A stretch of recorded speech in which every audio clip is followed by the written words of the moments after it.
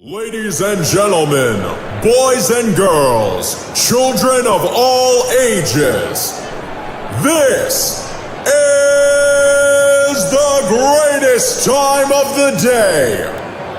From the center of the universe, New York City, it's the main event you've been waiting for. It's time to go in the cage with Cyclone.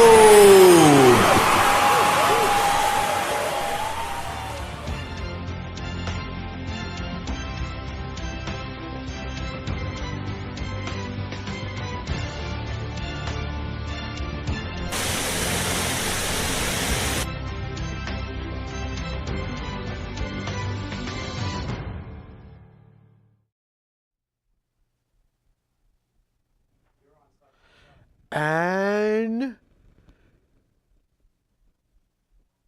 no? Oh, sorry about that, folks. Your Messiah is back. And he's expecting a guest any minute. Hopefully, fingers, arms, eyes crossed too. Anyways, it is episode 28. Wow. 28 episodes of In the Cage with Cyclone. Tell you, I am exhausted. Took me 3+ hours to get down here today. In the city, running around with one Mr. Daniel Cormier, who, by the way, love the Chuck Liddell hat. It's cool, it's comfortable.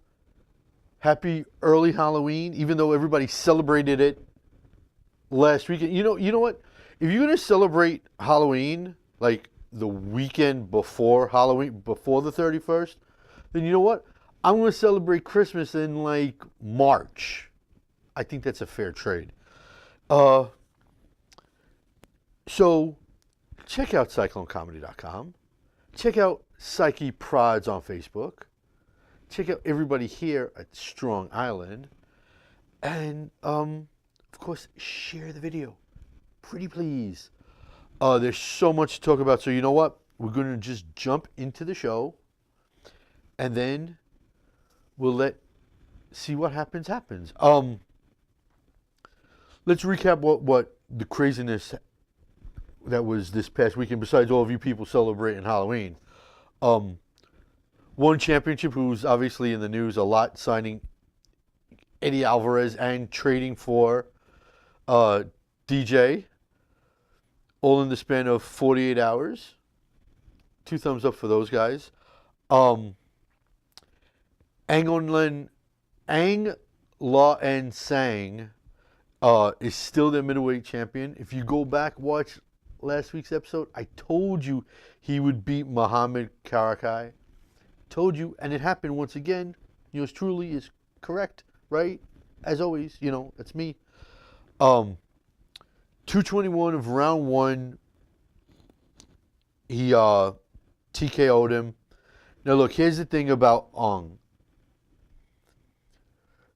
Most of the people on this planet don't watch MMA from Asia.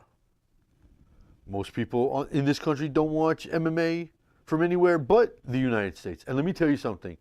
The guys in one championship are serious, dangerous fighters. You know what? I'm going to show you what he did. Bobby, play video number 2, please. He predicted he would finish Karate inside of 3. There's an uppercut. He's bubbled Karate with a big comeback.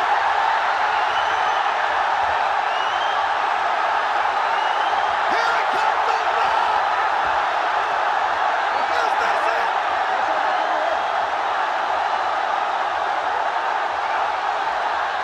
Karate has been taking a shellacking so far. His nose is busted. His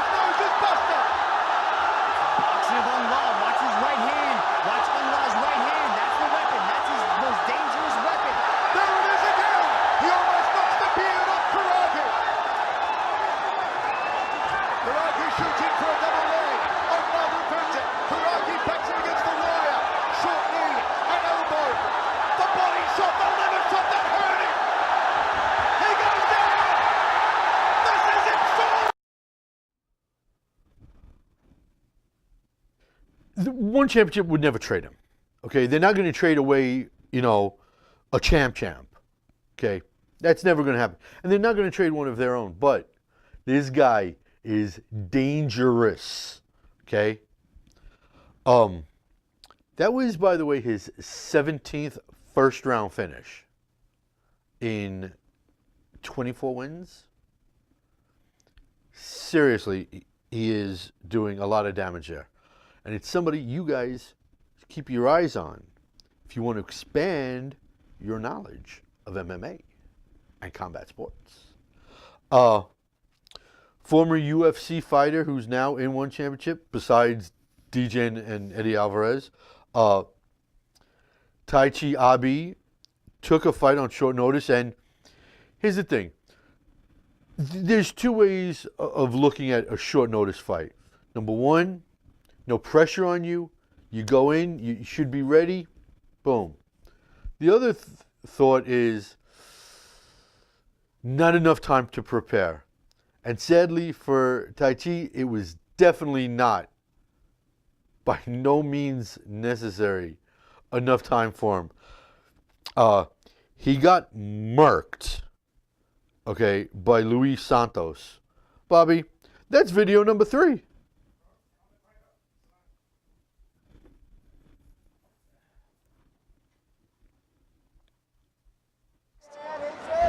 Like I said earlier, whenever you... Oh, the body kick's dropped him. It's good luck on the ring. Knocked out by a body kick. We told you, when you take on Cyclone Santos, you're going to get hurt. And Taichi Abe, a single body kick knocks him out in the first round. Classic Cyclone Santos. Is that the contender for the knockout of the night? Look at that, toes to the body, and Abe just crumbles. Trying to strike with Luis Sapo Santos is like trying to catch a falling knife. And I watched the whole fight. That's just a clip. He hit him with two other body kicks too. Third time was the charm. See what I'm talking about, people? The guys in one championship, and even the ladies are just as tough. Okay, those guys are serious business. Eddie and DJ, God bless them, Godspeed, God be with them. They're in for the time of their lives. That's all the people do there in Asia and Malaysia and the Philippines. 24/7, 365, 366 on a leap year. It's martial arts training. It's a whole new ball game over there for these guys. Also, Fight Night 138 in Moncton, New Brunswick, not Jersey, Canada. Which, by the way, if you guys don't know, everyone talks Nova Scotia. New Brunswick locks is really good, and trust me, I'm Jewish. I know these things. All right, we're born to taste locks, and there's some good stuff up there. Anyways, that's just a side comment. T. Edwards, who was a KO machine, gets on the Dana White Contender Series. Wins by first round knockout there. Comes over, gets his first fight in the UFC, and in the first round he survived this crazy ass armbar from Dan Madge. Okay. 14 seconds into the second round, this happened, Bobby. Play number 4. MMA on the map, and he certainly did that in the first 5 minutes as Madge again moves forward. Big head kick up top this time. That was through the goal. T. Edwards is out. Jeez Louise, that hurts me just looking at it. I know, Joe, he cannot hit Eli Manning, all right? You should not say that as a Giants fan. No.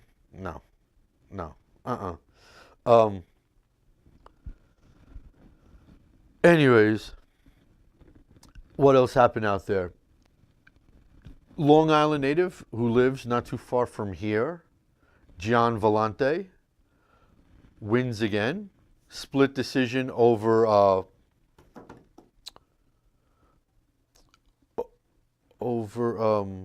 Ed Hearn. Sorry, I'm vapor locked for a second. And then afterwards, he teased that he's going up to heavyweight. Now look, Gian Vellante, he's a great guy. He's a good kid, nice human being. But he plods in, all right? For a wrestler to not be on the balls of his feet, I don't see how that happens to him. But he's plodding, and his face always gets kicked in. It does, okay? It's redder than these walls, and it's redder than the red that the Bloods wear in L.A. That's what his face looks like after every fight he's in. You know what? Him going up to heavyweight? Really? You got hard hitters there, Johnny boy. That's not really a smart move. It's really, really not. You don't want to go up there.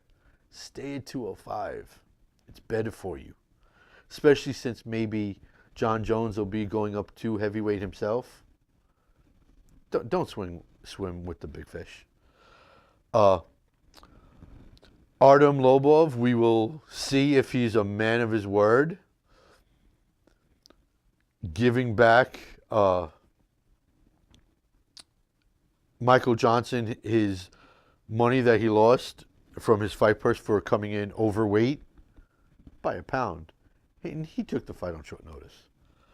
But be that as may, the rules are you must forfeit 20% of your purse if you're overweight. 1 pound over, bye-bye 20%. Artem said that, I don't want his money. I'm just happy he took the fight. I'm giving him his money back. Now that he lost, let's see if he's a man of his word. As of before the show starting, no word on him giving his money back. So, Artem, come on.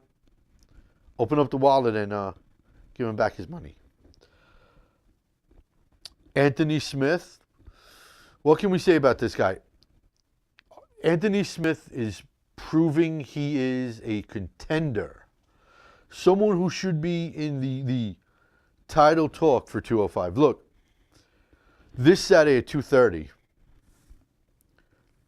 the second Herb Dean says fight, DC has that title taken away, whether he likes it or not. So he'll no longer be the 205 champ. Gus against John, 232 is for that championship. Anthony Smith is looking like the guy that should be the first.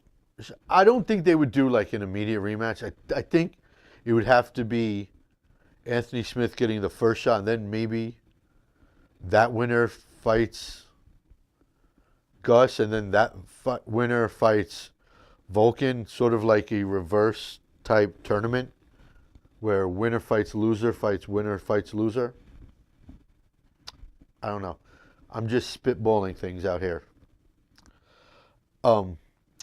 Also, this Saturday, there was boxing at Madison Square Garden, the final HBO card.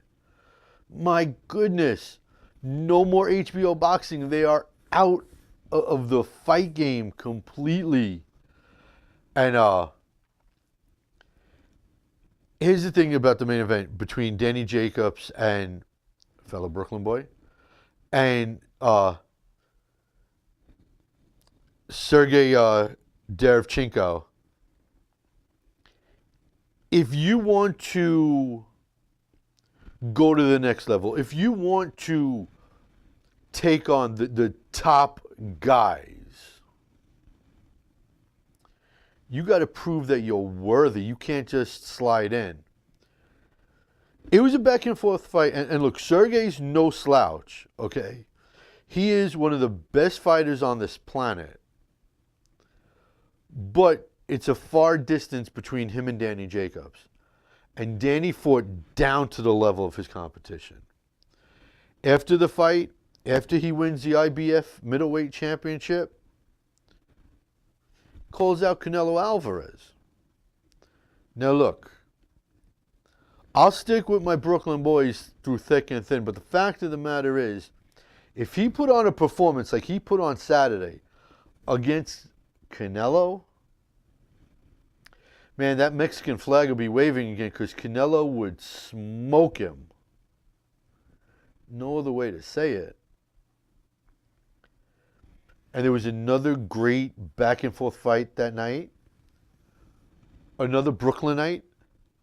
My girlfriend, she just doesn't know it yet. Heather Hardy becoming finally a champion. A nice new belt. Winning the WBO featherweight title against her heated rival, Shelly Vincent. And if you guys don't know, they fought once before. Heather just edged her out on a decision. This time, even though it was a back and forth contest, the decision even definitely more one-sided. But the rivalry really heated up because for the weigh-ins, and Bellator does their weigh-ins in front of the public,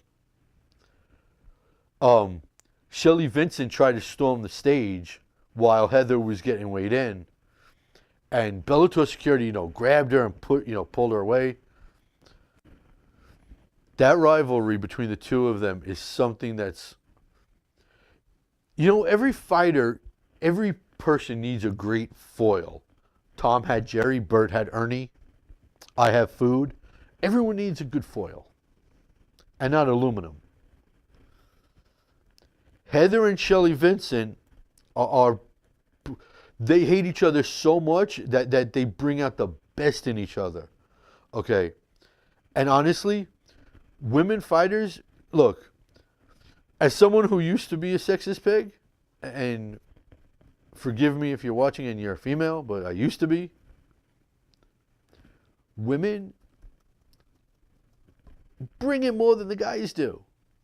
In every sport. In the WNBA, in MMA.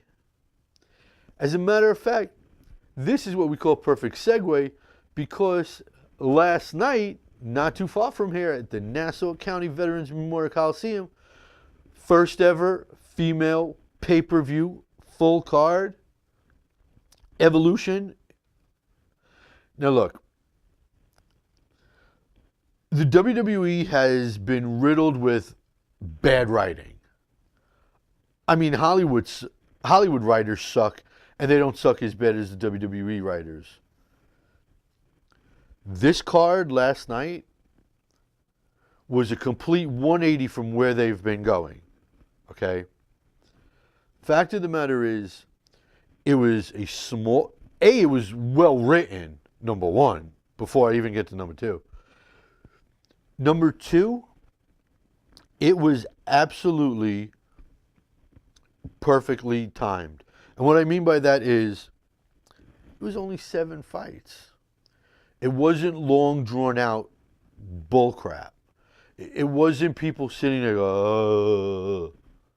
okay. There wasn't a wasted spot. Every spot meant something in the storyline. There was perfect flow. And the WWE, honestly, hasn't had that flow in God knows how long. And they picked a perfect time to do it. Okay? And hats off to these women wrestlers because, man, they absolutely brought it. Trish Stratus made her debut at the Coliseum 1,000 years ago. Made her return to the Nassau County Coliseum last night. Her and Lita beat Alicia Fox and Mickie James. Truth be told, if I was a fly on the wall, I'd want to know one thing. How many wrestlers backstage gave Mickie James crap about CM Punk? I don't remember, maybe I was spaced out, but I don't remember hearing the crowd, with any stupid CM Punk chants, but Wonder how many of the old boys in the back gave her the business about CM. Don't know. I wasn't a fly on the wall. That's why I said I wish I was. And honestly, one of the, I say top 25 fights of all time in WWF, well, WWF, WWE history. In the company's history, top 25 match happened last night between Becky and Charlotte. Look, Charlotte, being Rick's daughter, just has the pedigree, okay? And she's great at everything she does. But Becky is, I don't think there's ever been a heel cheered so much as Becky is. Okay? Piper wasn't. Hogan and NWO, I guess maybe kind of that, but Becky's cheered more than Hollywood Hogan ever was, I think. Becky, and the spots she hit one power bomb from the apron to the floor, through a table, goes up a ladder and leg drop, and hits a leg drop spot on Charlotte through the German announcer's table. She hits these incredible spots. Becky is, if Becky was a guy, they'd have the heavyweight championship around her waist for a long time. I think I'm right on that. I really do.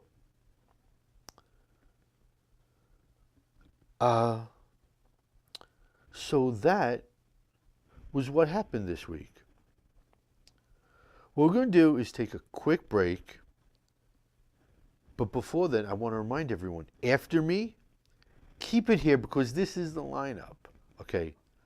Pinups, Cool Cats, and Comics after me. Show kicks ass. It does.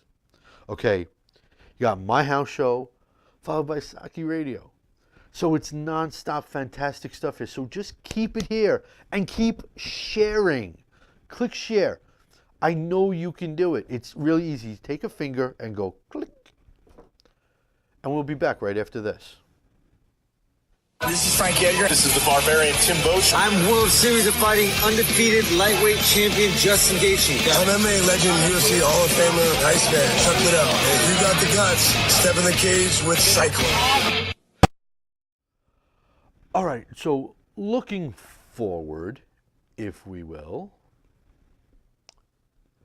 CES 53 is coming up in Rhode Island.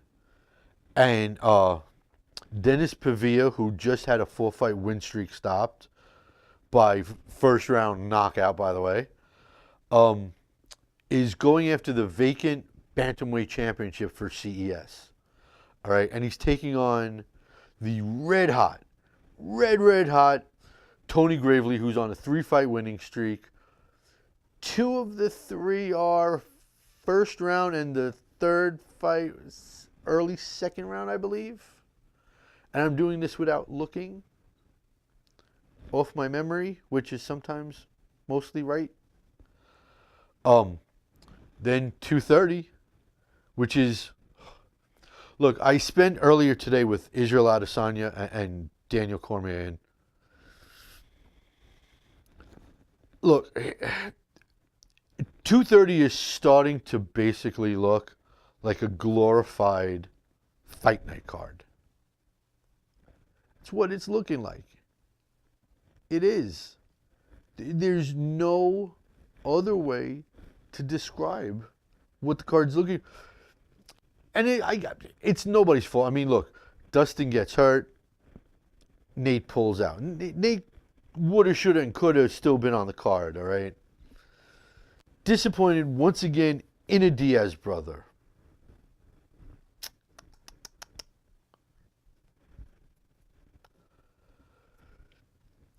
So we're left with Daniel Cormier, who told Luke Thomas last week that he still can't close his hand. Won't fight Manawa, won't fight John, won't fight Gustafsson, won't fight Stipe in a rematch. Derek Lewis's balls get hot, throws one punch, 11 seconds left, wins by knockout, and suddenly, hey, look, my hand's better. I can close it now. DC might say to everybody that, hey, Derek deserves a shot. And honestly, look, Derek's on a hot streak. He deserves a title shot. But he doesn't deserve it over Stipe. Maybe over Gustafsson, maybe over Manawa, maybe over John Jones. Not Stipe.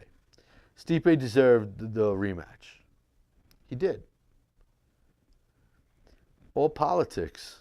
That's what it is. There's no two ways about it. Okay? When you look at what goes down on stuff like that, it's almost disheartening that the Mecca, the garden, the place where the last two garden cards just blew the roof off the building. This one, if people show up, they're probably going to be sleeping halfway through the card. They are. And I don't even think it's going to sell out. I think this is going to be the worst pay-per-view numbers ever, which is more proof that the pay-per-view model doesn't work. And they need to go streaming, even though they just signed that deal with ESPN, which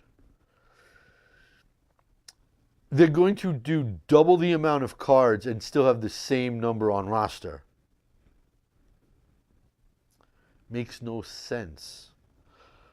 Anyways, I think DC is gonna, God, you know, it would serve the company right if Derek Lewis knocks DC out. It really would. And the funny thing is, with everybody wanting a piece of DC, sitting cage side is going to be Brock Lesnar, is going to be John Jones, is going to be Alexander Gustafsson, is going to be Stipe Miocic. All four are sitting cage side. So technically speaking, after that fight with Derek Lewis is over, win, lose, or draw, if all four decided to pull like a reverse Khabib and run into the cage, I have like a mini battle royal going on with 5 heavyweights. That might be something of, I mean, I don't think that would happen, but it would be very, very, very interesting. Just think about that. So the other person who I hung out with earlier today was, like I said, Israel Adesanya. And I think this is going to be his coming out party. I think he's going to murk Derek Brunson. I don't think he gets out of the first round. And as it turns out, a little scoop before you guys hear it on TMZ, one of the TMZ gentlemen was talking to Israel also and said, who do you want next? He didn't name any names, but I was standing behind Israel and I just screamed out, Paulo Costa. Look, as of right now, they're both undefeated. Israel likes to chirp. Paulo's starting to chirp. Both undefeated, both red hot. That's a fight I would love. That fight should be at the Garden. That's the fight that needs to be made. So as you click share, one of you please share this along and tag Dana White in this so Dana can hear that. That's the fight that needs to be made. It does. It needs to be made fast. And who knows where Ben Askren's going to fight, you know? He's called out every single lightweight. He's called out every single welterweight. Could go up to middleweight too. He's called everybody out. And I'll get into the whole Ben Askren thing in little while. That's a tease, by the way. So what we'll do now is take another just really fast break. And when we come back, we'll do some more bits. Hi, I'm Jim Miller. This is Dan Merigliotta. I'm Derek Munson. I'm Nick the Carney Lentz, and you're locked into the cage with Cyclone. All right, so like I keep saying, please share this. Share this, view this, watch this. Tag your friends. Tag people you don't like in this so they get to see it. Okay? Thank you. Appreciate it. So, on this date, 2011, UFC 137. And if you think UFC 230 had its issues, 137, if you remember back in 2011, they had their issues. Carlos Condit got taken off the card. GSP got taken off the card. Cowboy Cerrone got taken off the card. That whole card was a mess. But there were 3 great standout performances at 137. And that was Nick Diaz beating BJ Penn by unanimous decision. That was Czech Congo, one of my favorite names in all of MMA. Czech Congo, winning by unanimous decision over a younger Matt Mitrione, which if they rematch now, there's no way Mitrione's losing to Czech Congo. No way. And Mirko Cro Cop losing by unanimous decision to Big Country Roy Nelson. That happened on this date, 2011. And that's the only thing that happened on this date in MMA history. How is it there's no birthdays today? Wow, it's like parents knew not to conceive on this day. It's a conspiracy.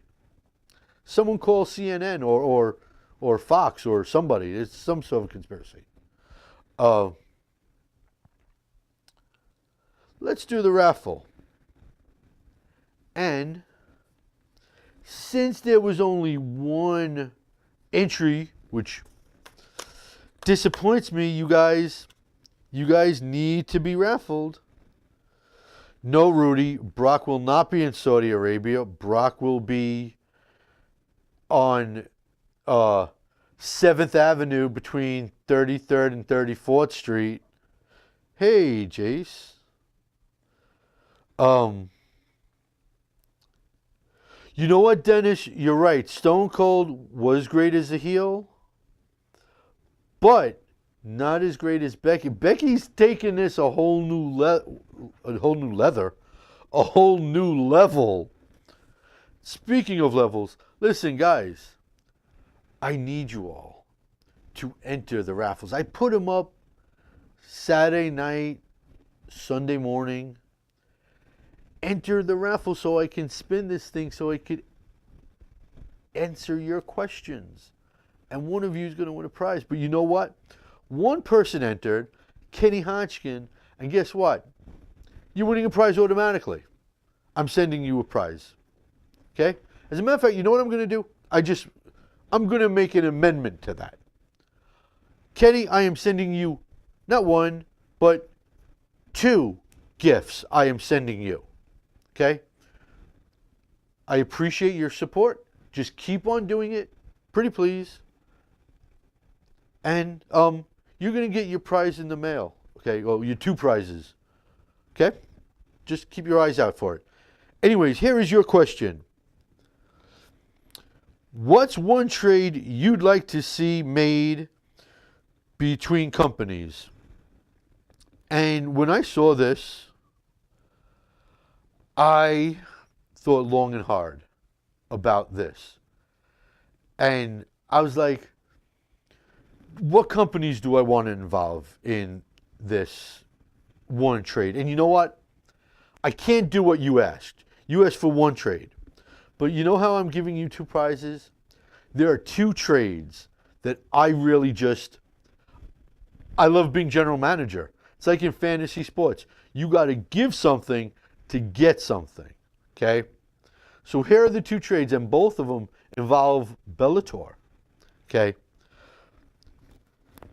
This first one's going to be really, really crazy. I'm telling you guys right now. Okay? I have the UFC giving Bellator middleweight Krzysztof Jotko and either heavyweight Marcin Turbo or heavyweight Stefan Struve. Now you're going to say, yo, you can't give up Stefan Struve. Like I said, when you're getting something, you got to give up something. So either one of those two guys, not both, either Turbo or Stefan Struve and Krzysztof Jotko going to Bellator. In return, Bellator gives the UFC Rafael Lovato Jr. He would absolutely... He is a middleweight who has the best ground game there is. Now look, like I said, Paulo Costa, Israel Adesanya, you got guys like that starting to make the move up. The majority of the middleweight division is, for all intents and purposes, stale. That's it, baby. That trade I think works. And here's the other trade. This one's not so nuts. Granted, the first one is. It involves, like I said, Bellator, and it involves the PFL. The PFL is going to give up featherweight from Long Island, right out here, Andre Harrison. Their face for, since they were World Series of Fighting, their face is going to Bellator, along with heavyweight Alex Nicholson. And in return, Bellator is handing away middleweight Melvin Manhoff. I think that's a perfect match. And you know what? Even if you did it straight up, Alex Nicholson for Melvin Manhoff, I think that trade even works just as good. You know, I think Bellator would ask for something more than Alex, which you throw in your company's face for a while.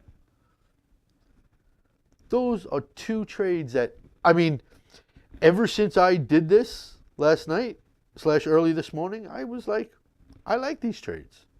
I do. So, Kenny, like I said, 2 prizes coming to you shortly. Keep your eyes out on the Mr. Postman. I'll tell you what. We'll take one last break, and then we'll start to wrap this shing-ding up. Okay? Back after this.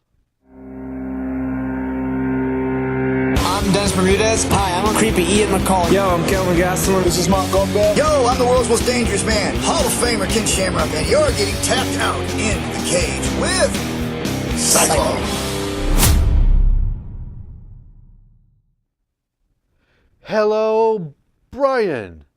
By the way, Mr. Brian, sir, I need to speak to you about some stuff, and I don't know why I'm not typing this and just saying this, but I need to talk to you about some stuff.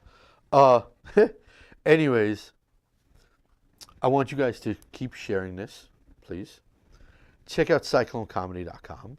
Check out Psyche Prods on Facebook. Ask a question so you can possibly be like Kenny Hodgkins too and win a prize. And here's something that's starting to stick with me, and it's all this. It's more trade talk, you know. I love the trade between Ben and DJ. It's a perfect trade. But there's actually a couple of bad sides to the trade that I haven't looked at, I haven't discussed, but we're going to do it now.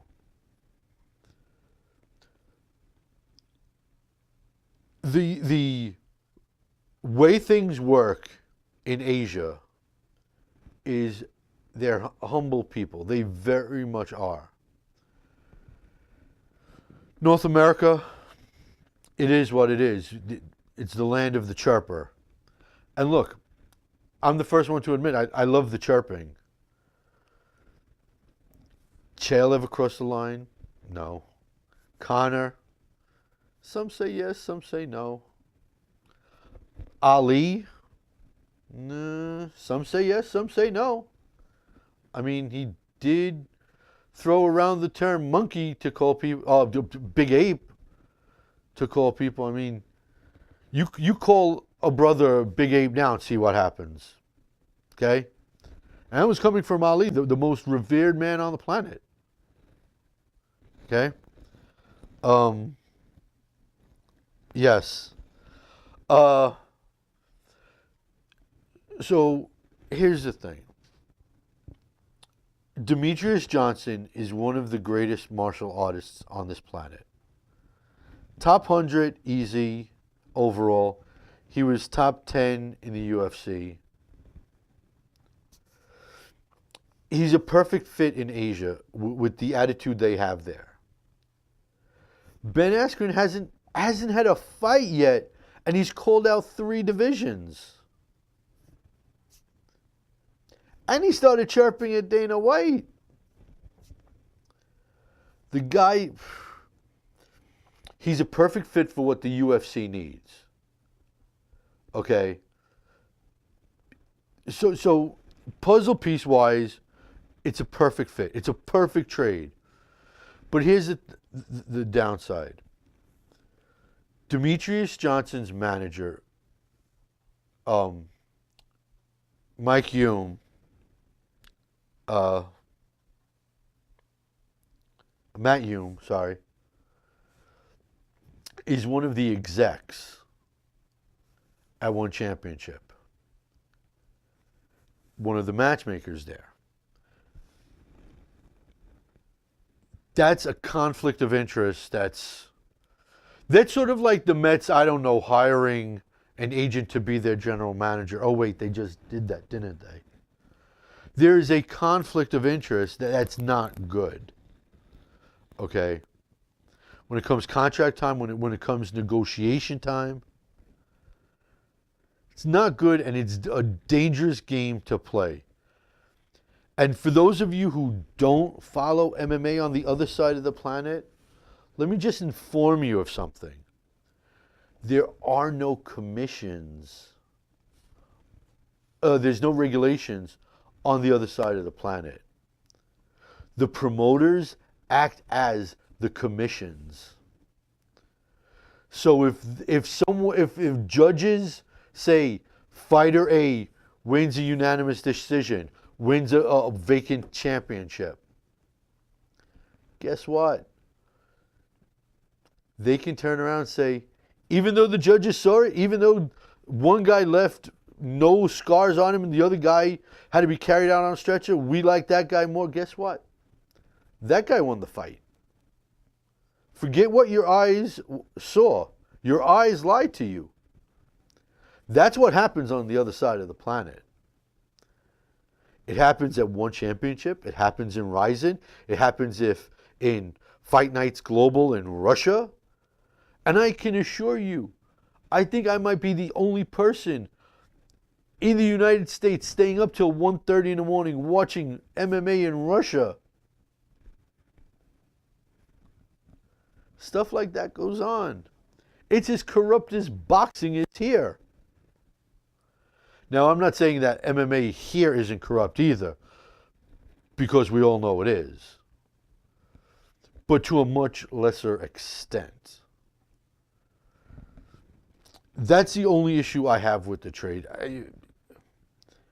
And look, like I said, like I answered before, I got 2 great trades. If companies can work together, I mean, look, Bellator is already going to have a cross-promotion card with Ryzen. If they could cross-promote and work, they can cross-trade. Why not? And it's not a trade in an essence of A is being traded for B and they're going to different companies. That's not the way it is. It's we're releasing you of your contract, we're releasing you of your contract, and you have to go talk to the other company. That's what it is. But in layman's terms, in bottom lining it, that's what it is. It's a trade. Because there's no other word for it that we don't have yet. So, it's been a fun little ditty bitty shing-ding. I want to remind all of you to keep it right here, because after me is a kick-ass show. Okay? Hosted by the one and only Dennis Newman, who is fantastic at what he does. So watch Pinups, Cool Cats, and Comics. I guarantee you, you will like that show. You should share that show too. As a matter of fact, you know what? Share that show more than mine. You never hear anybody say that. You know what? That show kicks ass. I keep watching it as well. And I'm not saying they're competition with me, but, you know, we're all here, one family. Hello, Jason. Long time no speak. So keep sharing. You know what? Share everything here on Strong Island, because this place, and there's a lot of other networks, this place is the best. It is. So, that being said,